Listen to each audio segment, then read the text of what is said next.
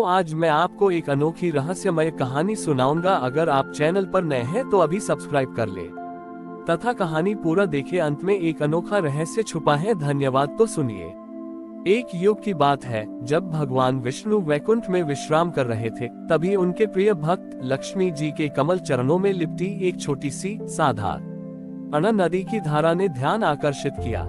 यह नदी पृथ्वी के एक छोटे से क्षेत्र में बहती थी, जिसे निष्काम प्रदेश कहते थे। इस नदी का नाम था सरिता।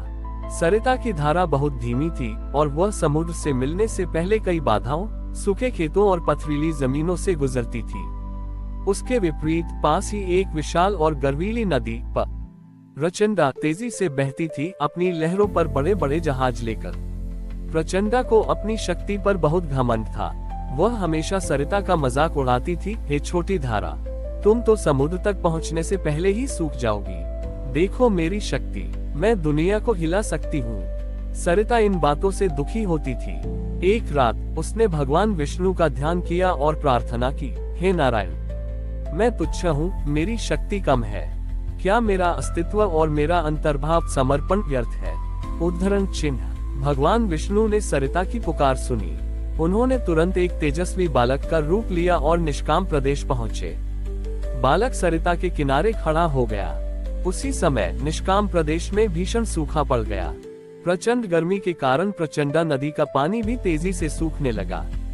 प्रचंडा अपने अहंकार में सहायक नदियों की ओर मुंह करने के बजाय सीधे समुद्र की ओर भागी, ये सोचकर कि वह अपनी शक्ति से बच जाएगी। परंतु सरिता ने कुछ और किया।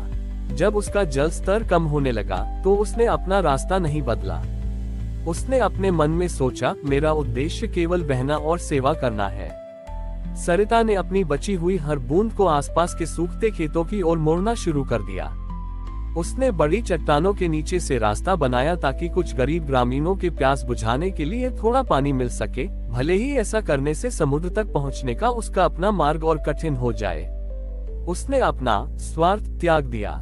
विष्णु, जो बालक रूप में किनारे खड़े थे, ये सब देख रहे थे। जब सरिता सूखने के कगार पर पहुंच गई और उसकी अंतिम बूंदें एक छोटे से तालाब में जमा हो गईं, तब उसने देखा कि उस तालाब के किनारे बैठे सभी ग्रामीण प्यास बुझाकर उसे धन्यवाद दे रहे थे। तभी बालक विष्णु ने उस छोटे से तालाब से एक चमकता हुआ कमल बाहर निकाला। उन्होंने उस कमल के केंद्र में सरिता की अंतिम बूंद को समर्पण दीप की तरह स्थापित किया। विष्णु ने सरिता को संबोधित करते हुए कहा, हे सरिता, प्रचंडा अपने अहंकार में बहती रही और अपनी शक्ति का प्रदर्शन करती रही, लेकिन जब संकट आया तो वह किसी की सेवा न कर सकी और स्वयं सूख गई। तुम अपनी अल्प शक्ति के बावजूद अंतिम क्षण तक दूसरों को जीवन देती रही। तुम्हारी धारा भले ही छोटी हो, पर तुम्हारा समर्पण विशाल है। तुम्हारी सेवा का ये दीपक समर्पण दीप स्वर्ग में सबसे अधिक प्रकाश देगा, क्योंकि सच्ची शक्ति बहाव में नहीं, बल्कि सेवा और त्याग के संकल्प में होती है। इतना कहकर विष्णु ने उस समर्पण दीप को आकाश की ओर उछाल दिया। जैसे ही वह ऊपर गया, वो एक तेजस्वी तारे में बदल गया और उसी क्षण मूसलाधार वर्षा शुरू हो गई। सरिता फिर से भर गई और इस बार वह प्रचंडा से भी अधिक सम्मान के साथ समुद्र में मिली। इस कथा से यह संदेश मिलता है कि ईश्वर की दृष्टि में बड़ा वही है जो अपने साधनों की परवाह किए बिना निस्वार्थ भाव से अपना कर्तव्य और सेवा करता है। सरिता नदी में मूसलाधार वर्षा से जल फिर से भर गया और वह पहले से भी अधिक शांत और पवित्र रूप में बह रही थी।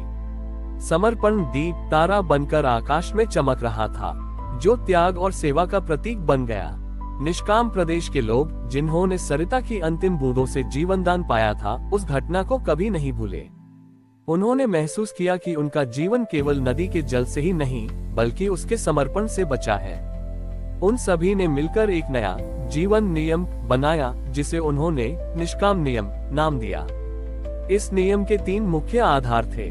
तारांकन, अंतिम अंश का त्याग। प्रत्येक व्यक्ति अपनी फसल, अपने श्रम और अपने लाभ का एक छोटा अंतिम हिस्सा समाज के सबसे जरूरतमंद व्यक्ति के लिए अलग रखेगा।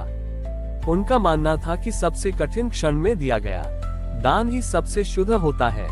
तारांकन शक्ति का उपयोग सेवा के लिए। कोई भी व्यक्ति अपनी शक्ति शारीरिक, धन या ज्ञान का प्रदर्शन या घमंड नहीं करेगा, बल्कि उसका उपयोग केवल दूसरों के दुख को दूर करने के लिए करेगा। तारांकन धारा की विनम्रता। जिस प्रकार सरिता ने बिना शिकायत अपना रास्ता बदला, उसी प्रकार हर नागरिक जीवन की बाधाओं को विनम्रता और धैर्य से पार करेगा। धीरे धीरे निष्काम प्रदेश की प्रसिद्धि दूर दूर तक फैल गई। लोग वहां की समृद्धि से नहीं, बल्कि वहां के निवासियों के चरित्र और खुशी से प्रभावित होते थे। एक बार दूर के एक साम्राज्य का बहुत धनी व्यापारी धर्मदास निष्काम प्रदेश आया। धर्मदास हर जगह दान करता था, लेकिन हमेशा अपने दान का ढिंढोरा पीटता था और चाहता था कि लोग उसे महादानी कहकर पुकारे। निष्काम प्रदेश में आकर उसने देखा कि यहाँ लोग चुपचाप बिना किसी प्रचार के एक दूसरे की मदद कर रहे हैं। उसने एक किसान को देखा जो अपनी सबसे अच्छी फसल का एक हिस्सा एक निर्धन विधवा के घर चुपके से रखकर वापस आ रहा था। धर्मदास को ये देखकर आश्चर्य हुआ। उसने उस किसान से पूछा, तुमने ये दान किया और किसी को बताया भी नहीं, क्या तुम्हें यश नहीं चाहिए?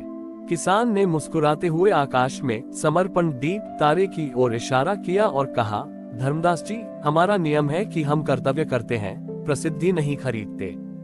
यश तो क्षणिक होता है, लेकिन निस्वार्थ सेवा से जो आंतरिक शांति मिलती है वह शाश्वत है। हम जानते हैं कि हमारा अस्तित्व सरिता की तरह छोटा हो सकता है, लेकिन हमारा समर्पण अटल रहना चाहिए। हमारे देव भगवान विष्णु ने हमें सिखाया है कि सेवा का मूल्य तब नहीं होता जब वह दिखाई देती है, बल्कि तब होता है जब वह दिल से की जाती है।